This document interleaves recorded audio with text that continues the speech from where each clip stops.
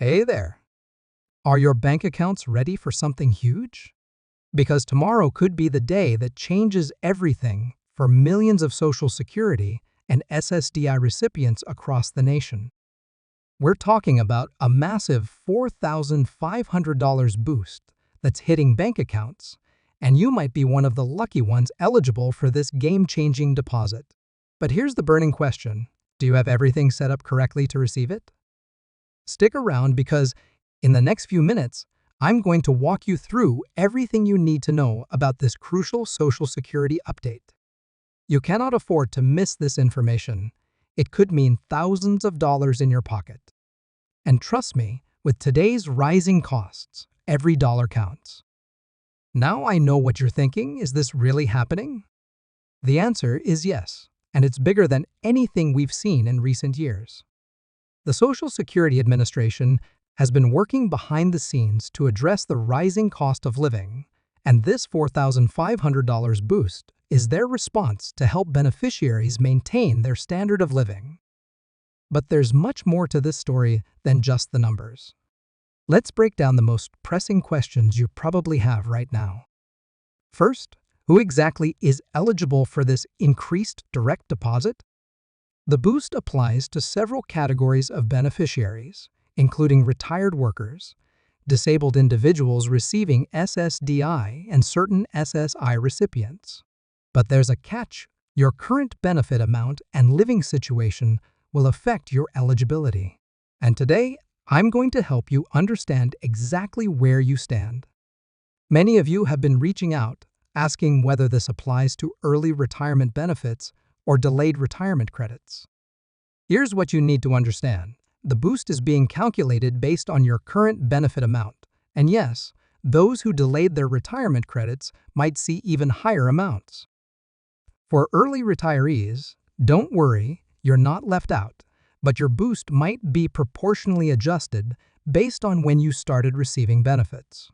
You might be wondering about the reasoning behind this substantial increase.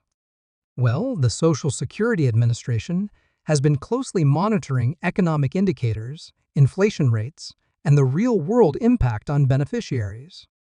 They've recognized that many recipients are struggling to keep up with rising costs in everything from groceries to healthcare. This boost isn't just about numbers.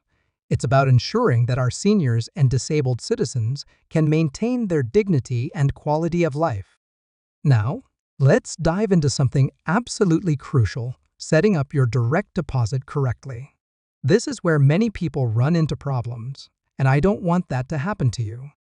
The Social Security Administration has specific requirements for direct deposits, and if your account isn't properly set up, you could face delays in receiving your boost.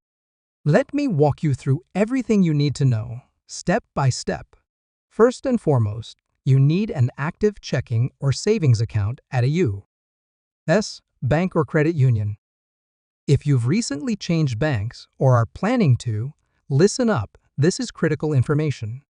The SSA requires your new direct deposit information to be updated at least 2 weeks before your payment date. If you haven't updated your information, you need to act fast. And when I say fast, I mean today, not tomorrow, not next week, but right after watching this video. Here's what you'll need to set up or update your direct deposit: your bank's routing number, your account number, and the type of account, checking or savings. Don't know where to find these. Base? Let me break it down for you. On a personal check, the routing number is the 9-digit number on the bottom left. Your account number follows it. If you're using online banking, these numbers are usually found in your account details or settings. Remember, accuracy is absolutely crucial here. Even one wrong digit could send your payment to the wrong place or delay it significantly. Some of you might be wondering about joint accounts or representative payees. Yes, direct deposit works for these situations too, but there are special considerations you need to know about. For joint accounts, both account holders need to be aware of the deposit arrangement. If you have a representative payee, they'll need to be involved in setting up or updating the direct deposit information. This is part of their responsibility in managing your benefits. Let's talk about something that's on everyone's mind: security. The SSA has implemented robust security measures to protect your direct deposits. Their system uses state-of-the-art encryption and multiple verification steps to ensure your money goes exactly where it should. But you also need to do your part to protect your information. Think of it as a partnership between you and the SSA to keep your benefits safe. Here's what you should never do. Don't share your Social Security number or bank information over unsolicited phone calls or emails. The SSA will never contact you out of the blue asking for this information. If someone does, it's likely a scam.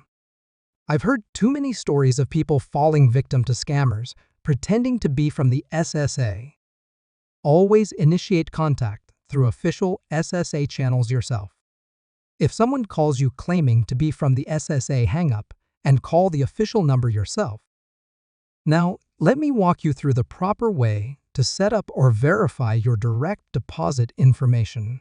You have several options, and I'll help you choose the best one for your situation. You can use your My Social Security account online, which I highly recommend. Visit your local Social Security office in person or call the SSA's toll-free number. The online method is usually fastest, but some people prefer the personal touch of visiting an office. There's no wrong choice here. It's about what works best for you. If you're going the online route, creating a My Social Security account is your first step if you haven't already done so. The process is straightforward, but there are a few key steps you need to follow carefully.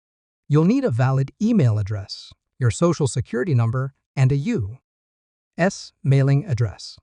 The system will also ask you some questions to verify your identity. These might seem detailed, but they're there to protect you.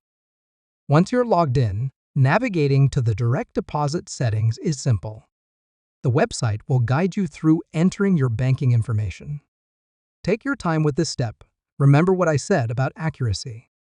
Double-check every number you enter. After you submit the information, you'll receive a confirmation. Save this confirmation. It's your proof that you've completed the process correctly. Now, what happens if you miss tomorrow's deposit? Don't panic. There's a process for this too. The SSA has procedures in place for late or missing deposits, and taking the right steps quickly can help resolve the situation. First, check your account details to make sure everything is correct. Then, contact your bank to see if they can see the pending deposit. If not, it's time to contact the SSA. Keep a record of who you speak with and when this information might be important later. Let's talk about timing. Direct deposits typically hit accounts on specific days of the month, depending on your birthday and type of benefit. For retirement benefits, if your birthday falls between the 1st and 10th, you'll receive your payment on the second Wednesday of each month. Birthdays between the 11th and 20th get paid on the third Wednesday, and birthdays from the 21st through the end of the month receive payments on the fourth Wednesday. SSDI follows a similar schedule, while SSI recipients typically receive payments on the first of the month. One question that keeps coming up in my comments section is about taxes. Yes, this boost could affect your taxable income, but it depends on your overall income situation. If your combined income, including half of your Social Security benefits plus other income, exceeds certain thresholds, you might need to pay taxes on a portion of your benefit.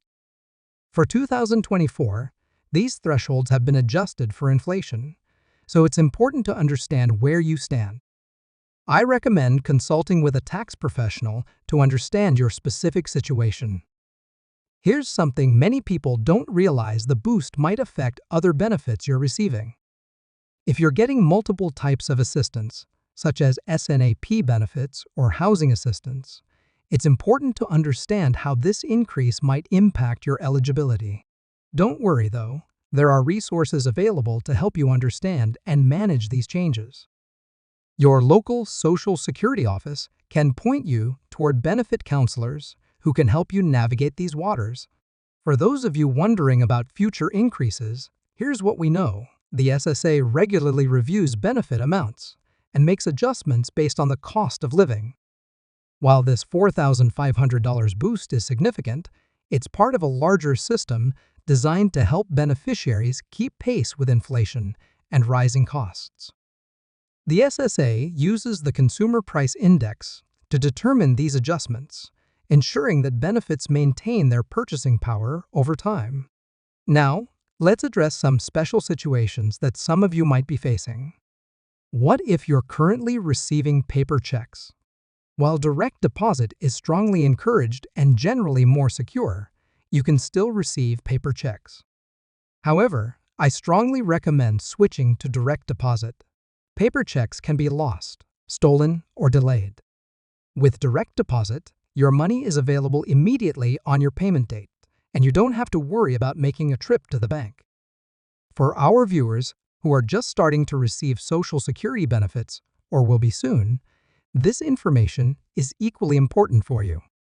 Setting up direct deposit correctly from the start will ensure you don't miss out on any future increases or adjustments to your benefits. Take the time to understand the system now, and you'll thank yourself later. Let's also talk about what to do if you're living abroad. Yes, many banks in foreign countries can receive direct deposits from the SSA. However, there are some restrictions and special requirements. If you're planning to move overseas or are already living abroad, make sure to contact the SSA well in advance to ensure your payments will continue without interruption. One aspect that often gets overlooked is the importance of keeping your contact information up to date with the SSA. Even if your direct deposit information is correct, the SSA needs to be able to reach you for important notifications about your benefits. Anytime you move or change your phone number, updating this information should be a priority.